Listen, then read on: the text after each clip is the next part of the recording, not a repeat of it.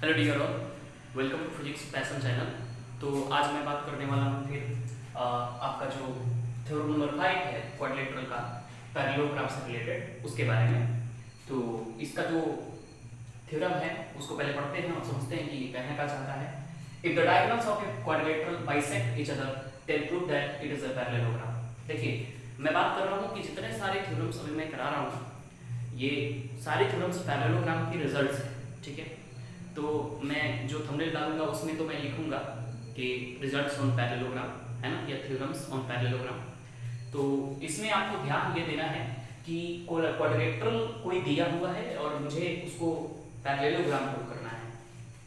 तो मैं एक पैरेललोग्राम पहले बना लिया ऐसे, सॉरी ये तो क्वाड्रिलेटरल बना रहा हूँ मैं, कोई भी क्वाड्रिलेटरल में बना लूंगा। तो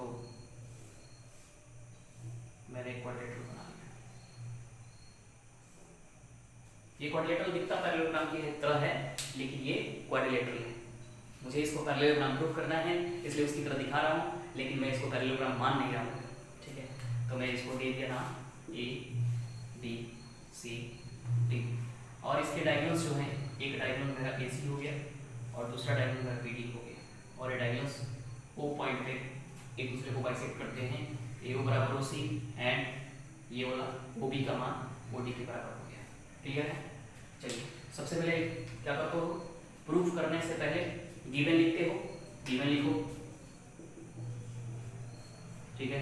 गिवन लिखोगे क्या कि ABCD is a quadrilateral, only quadrilateral. मुझे इसे पैरेललोग्राम प्रूफ करना है टू प्रूव, और मुझे इसमें जो दिया रहेगा वो लिखना पड़ेगा।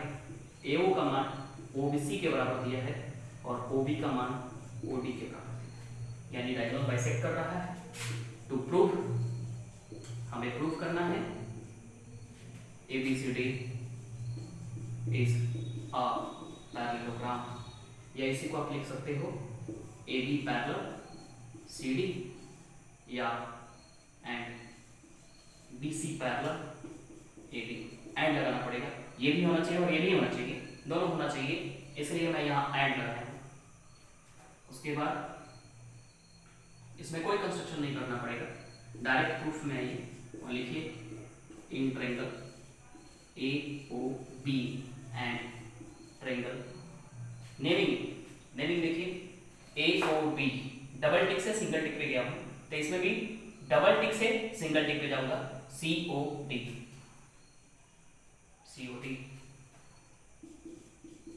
ठीक है। AOB and triangle COD। मैं बात करूंगा AOB में। सबसे पहले AO जो है OC के इक्वल है। नेमिंग करने से ये फायदा है कि आपको यहाँ पे देखना पड़ेगा। एक बार आपने AO सेलेक्ट कर लिया, OC फिगर में आपको देखने की जरूरत भी नहीं पड़ेगी। ये कहाँ से आया, तो ये गिवन है। फिर उसके बाद ये एंगल जो बीच में का दिया हुआ है वर्टिकली अपोजिट एंगल से इक्वल है, angle AOB equals to, naming देखिए AOB, मुझे लिखना चाहिए COD, देखिए इसमें COD दिखाएगा, COD AOB COD, ये भी काम है यार, ये वर्टिकली अपोजिट एंगल, वर्टिकली, इसको आप VOA लिख दें शॉर्ट फॉर्म में, ज्यादा अच्छा है, वर्टिकली अपोजिट एंगल, ठीक है। अंडरस्टूड है? VOA vertically opposite angle. फिर उसके बाद इसमें OB की जो वैल्यू होगी वो OC OD के बराबर हो जाएगी, और ये कहाँ से आ गया, ये मैंने दिया हुआ है, इसीलिए जो मेरा ट्रायंगल AOB होगा वो कॉन्ग्रुएंट हो जाएगा ये वाला ट्रायंगल इस ट्रायंगल के COD के। और रीजन हम लिखेंगे angle side, sorry side angle, side angle side, side angle side criteria, इससे ये कॉन्ग्रुएंट हो जाएगा, ठीक है बच्चे। यहां तक हमने कर लिया। अब आगे बात सिम्प्लिसिटी की बारी आ गई। अब दो ट्रायंगल कॉन्ग्रुएंट हैं तो फिर उसका सिम्प्लिसिटी कैसे भूल जाएंगे, कॉन्ग्रुएंट है तो उसका, ये देखिए मैं अगर चाहूं तो इसको खूब अच्छे से बताऊंगा आपको, पर ध्यान दीजिएगा, यही मेन चीज है इसका, सिम्प्लिसिटी को देखना है ना, करस्पॉन्डिंग पार्ट्स को देखना। मैं इस एंगल को चूज करता हूं, फिगर में देखने के लिए सिखा रहा हूं मैं आपको, फिगर में कैसे इसको देखना है। मैं ये एंगल चूज कर लिया, ठीक है, रेड से, तो ये एंगल किस टिक के सामने, सिंगल टिक के सामने है ना, तो ये एंगल का जो वैल्यू होगा, यह एंगल जो होगा किसके इक्वल होगा, इस सिंगल टिक के सामने इसके इक्वल होगा। समझ पा रहे हो? और जो डबल टिक के सामने वाला एंगल है ये वाला, वो किसके इक्वल होगा, डबल टिक के सामने वाला एंगल।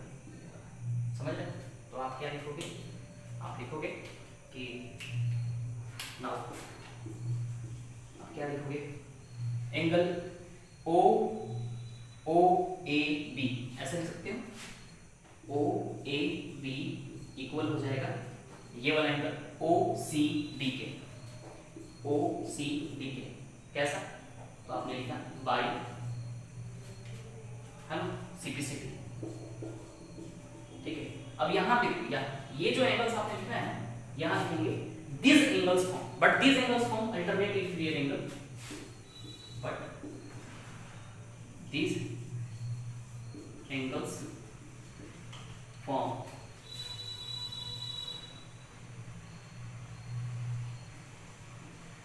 but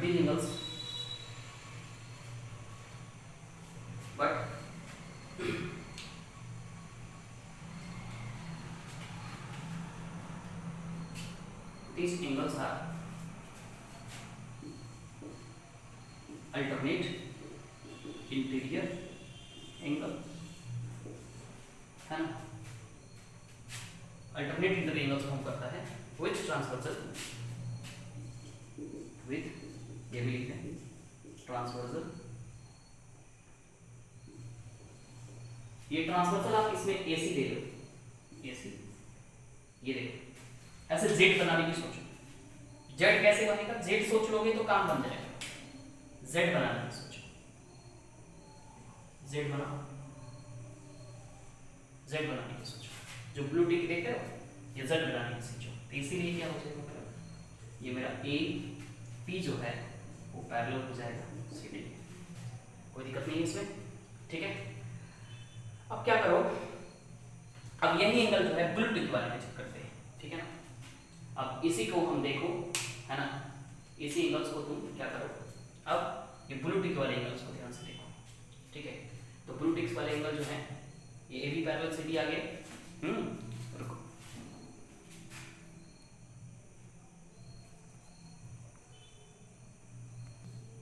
देखो, तो अब तुम्हें क्या करना होगा, ए बी पैरेलल से भी प्रूफ हो गया। ठीक है, अब तुम्हें इसको भी, इन दोनों को भी कंक्वेट करना पड़ेगा और एडी पैरेलल बीसी प्रूफ करना पड़ेगा। ठीक है, ये क्वाड्रिलेटरल चैप्टर है, थोड़ा कंसेप्चुअल है ना, ज्योमेट्री जो है उसको रटा नहीं जा सकता है, उसको बस समझा जा सकता है। ठीक है, और प्रैक्टिस कर सकते हैं उसका। ठीक है ना, तो इसके लिए आप क्या करें, इसको सोचे इसके, है ना, और ऐसा क्यों हुआ, है ना, वो चीज सोचना पड़ेगा, इसको आप रट नहीं सकते। ठीक है, तो इन दोनों ट्रायंगल को हम कंक्वेट करने चलते हैं। ठीक है, नाउ आप यहाँ लिखो और फिर शुरू हो जाओ इन ट्रायंगल। अब लिखो ना ए ओ डी लिख दिया एंड ट्रायंगल क्या लिखा, सी ओ बी लिखा। ठीक है, इसमें आपने लिखा एओ का मान किसके बराबर हो गया, देखिए एओ का मान ओ सी के बराबर हो गया। कहाँ से आया, तो गिवन है। फिर उसके बाद ये वाला angle, angle A O D is equal to angle C O B, ये हो गया।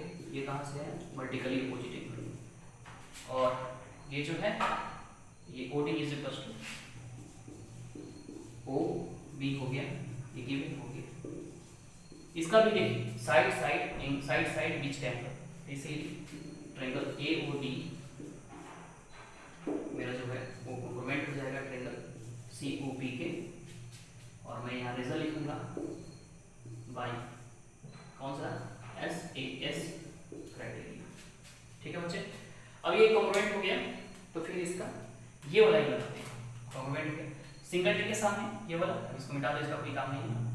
ये वाला दोनों को कॉम्प्लीमेंट करना पड़ेगा, सिंगल टिक के सामने ये वाला एंगल और ये सिंगल टिक के सामने ये वाला एंगल, ये वाला और ये वाला। ठीक है, इसको सिंपलिसिटी से इक्वल करेंगे ना, ये कॉरस्पॉन्डिंग पार्ट कर जाएगा और ये सिंपलिसिटी से इक्वल हो, तो हम लिखेंगे जे angle AD DAO check OAD, now angle OAD equal हो जाएगा किसके, OAD इक्वल हो जाएगा OAD इक्वल हो जाएगा OCB के। ओ सी पी के ऐसे by C P C T, ठीक है। ये सी पी सी टी से इक्वल हो गया है ना। अब आप इसको नोट करिए, थोड़ा यहाँ मिटाना पड़ेगा थोड़ा, ठीक है। तो बच्चे हमें थोड़ा यहाँ मिटाना पड़ेगा, थोड़ा जगह चाहिए हमको, तो यहाँ से मिटा देते हैं इसको, ठीक है। थोड़ा मिटा दिया, ठीक है। तो हमने क्या किया, हमने इसको सी पी सेट से बराबर कर दिया। तो यहाँ लिखेंगे क्या, ये जो एंगल बना मेरा है ना, यहाँ लिखेंगे बट ये जो एंगल है ये वाला और ये वाला है ना, these angles form alternate interior angle with transversal क्या ट्रांसवर्सल कौन सा होगा इसमें, AC ही होगा है ना। अब ये देखो, अब ये Z बनाओ, तुम यहाँ पे Z बनाना सीखो। कैसे Z बनाओगे, देखो इसका Z ऐसे बनेगा, जैसे मैं कर दे रहा हूँ, देख रहे हो, ये Z देखो ऐसे बनेगा।